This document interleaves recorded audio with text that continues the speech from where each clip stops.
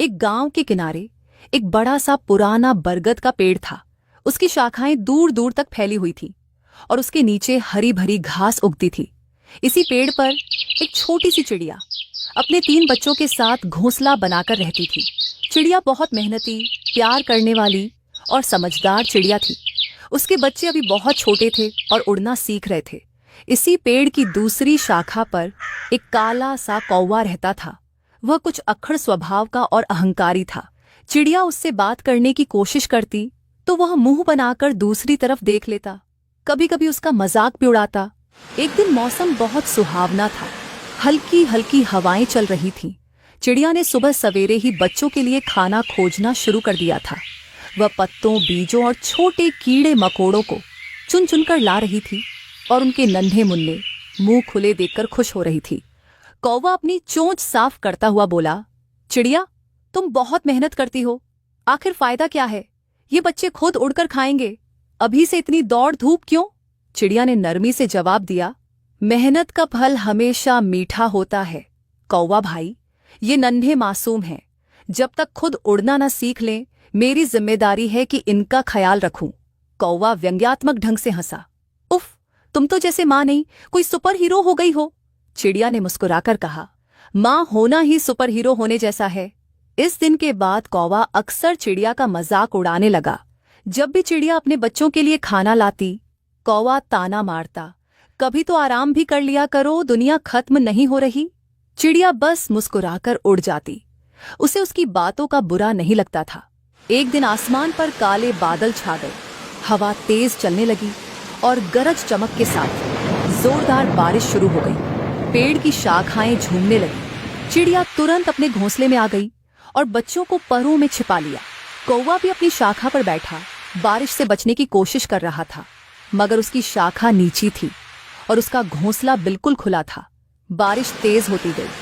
हवा ने हर तरफ हलचल मचा दी। कौवा बेचैन होकर बोला, ये बारिश तो लगता है रुकेगी ही नहीं, मेरा घोंसला तो भीग गया है। चिड़िया ने शाखा से झांक कर कहा, कौवा भाई, आप चाहें तो मेरे घोंसले में आ जाइए, यहाँ सूखी जगह है। कौवा गुर्राया, मैं तुम्हारे छोटे से घोंसले में, और वह भी बच्चों के साथ? नहीं धन्यवाद। चिड़िया खामोश हो गई। बारिश और तेज हो गई। कौवा सर्दी से कांपने लगा।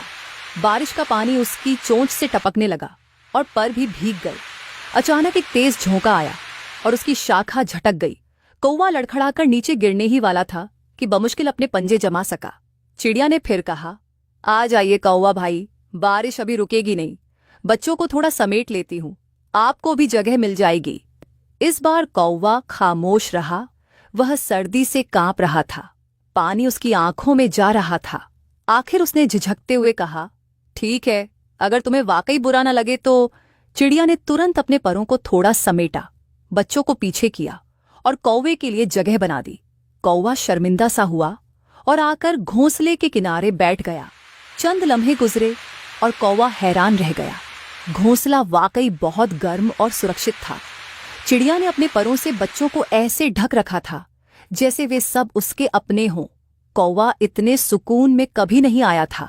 कौवा धीरे से बोला, चिड़िया बहन, मैं माफ़ी चाहता हूँ। मैंने हमेशा तुम्हारा मजाक उड़ाया, तुम्हें कमज़ोर समझा, हालांकि तुम मुझसे कहीं ज़्यादा अक्लमंद हो।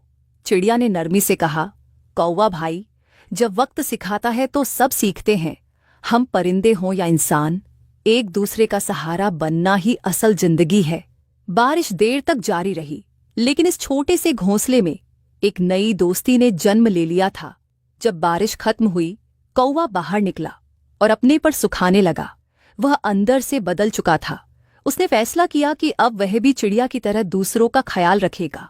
अगले दिन जब चिड़िया खाना लेने गई, कौवा भी उसके साथ उड़ गया। उसने भी बच्चों के लिए खाना चुनने में मदद की। चिड़िया ने मुस्कुराकर पूछा, क्या हुआ कौवा भाई, आज मेहनत अच्छी लगने लगी? कौवा हंसा, हाँ चिड़िया बहन, आज पहली बार मुझे एहसास हुआ कि देने की खुशी लेने से ज्यादा बड़ी होती है। और उस दिन के बाद वे दोनों न सिर्फ एक ही पेड़ पर रहने लगे, बल्कि एक दूसरे की मदद भी करने लगे। कौवा अब बच्चों के लिए कहानियां पर सुनाता, उन्हें उड़ने के तरीके बताता और चिड़िया माँ बनकर सबका ख्याल रखती। यूं एक काली काली रात, तेज बारिश और एक छोटे से घोंसले ने कौवे को सिखा दिया कि दूसरों के लिए जीना ही असल जिंदगी है।